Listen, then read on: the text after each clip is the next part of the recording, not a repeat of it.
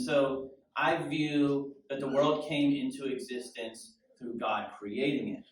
But if someone who believes in evolution as the truth, they may not accept that God created the whole world and the whole universe. And so how do we respond? And so I would respond in saying that just because I believe that God exists doesn't mean that I don't accept science. There are some things that can't be tested, which I think is what Nikolai was getting at. How do you test love? I mean, is love simply a chemical? No. Love is a choice. It is an action. How do you test truth? You could say that if I make this argument, then I will get that result. If I make that argument and get that result, then it's truth. Okay. Well, there's some things you can't test. Some things you can't always know without a reasonable doubt. Some things are required to take faith. You have to have faith at a certain level for all existence. There are things in your life that you take for granted. For instance, when you get up in the morning and you turn on your stove, you assume that the mechanism that turns on the stove is going to work the way it's supposed to. But there have been instances where people's houses have exploded because it didn't work right.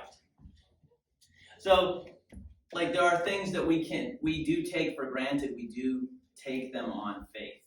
And I think evolution is one of these things that ultimately boils down to faith.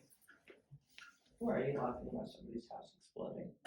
Because it's kind of extreme. Maybe I just have a dark sense of humor. It's a flaw of mine.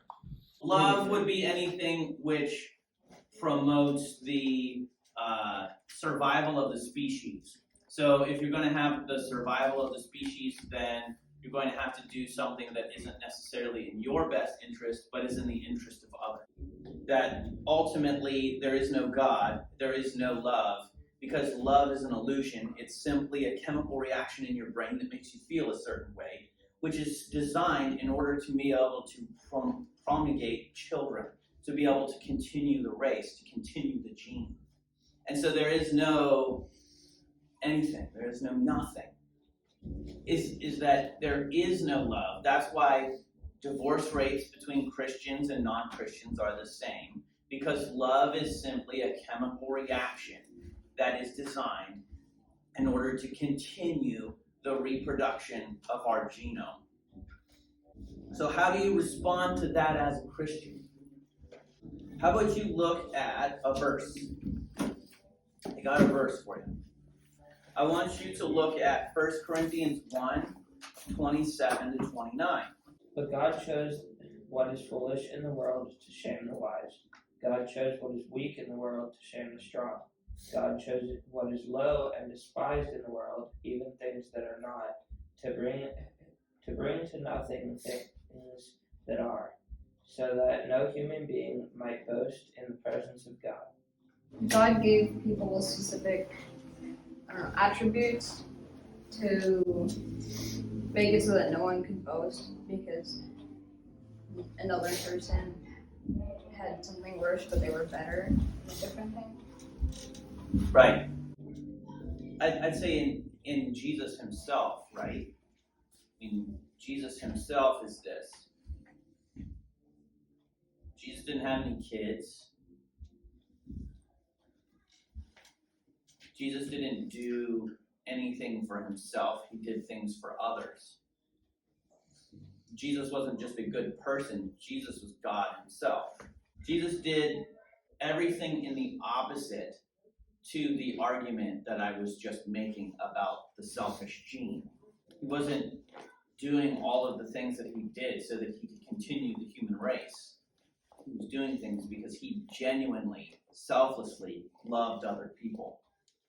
Because he's God himself. Because he's complete. He's full. He lacks nothing. Now, as a 100% man, he did have to eat to survive. He did have to drink to live. But as 100% God, he didn't need to continue the human race because he created it. He's the one who sustains it, and he's the one who will judge it, right? And when it talks about this, you're right. It's talking about how God uses us who are broken in order to be a part of his kingdom, in order to share that love that's selfless, that's sacrificial with other people. So God chooses what's low and despised, right? The disciples were fishermen. They weren't special. And Christianity exploded, went all over the world. And we're here sitting today because of those guys and because of God himself. And that's why it's undeniable, because it's God. It's something that's above the system that we live in.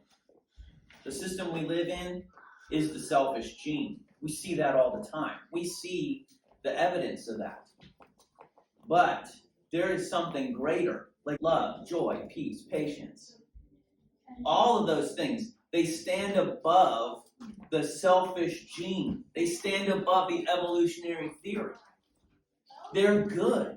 And they don't depend upon some chemical in your brain. Actually, they kind of go against it, because when we love each other, it's hard work. I mean, you'd probably be like out riding a dirt bike or parachuting or shooting a gun. I mean, there's a lot of things out in the world to do. But we choose to put those things off and talk about what God wrote in his book, because we see it as more important than anything else that exists. How do we talk to people that think we're off our rocker? Let me give you another verse. For the wisdom of this world is folly with God.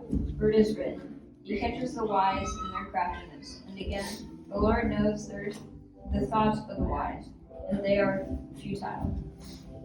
So let no one, Paul or Apollos or Cephas, or the world, or life, or death, or the present time, or the future, all are yours, and you are Christ, and Christ is God. So how do you respond? Sometimes that's the hardest part of being a Christian, is being convinced that you have everything. Because oftentimes, we're the ones who are arguing from the selfish gene perspective. But ultimately, God stands in his word and tells us, no, y'all don't need money, all the power and all the fame. What you have is everything. You're already it. You have absolutely everything that you could possibly ever need, period. What is money, power, and fame when God returns? Nothing. What is money, power, and fame when you die? Nothing. How do we actually respond? Like, what do we tell somebody? Well, this is my experience, okay? I worked in the science world for a couple of minutes. I got fired. That's a story for another day. For right now, okay, I had a colleague. This guy, I got to know him over time, and became his friend and gave him a book, and I said, look, I'm your friend, anything you ever need, just call me. And that meant a lot to him, right? He was an evolutionist, he didn't believe in God, but it's about friendship, it's about selfless care and love, because the world doesn't believe in any of that. They believe that everything we do is for ourselves.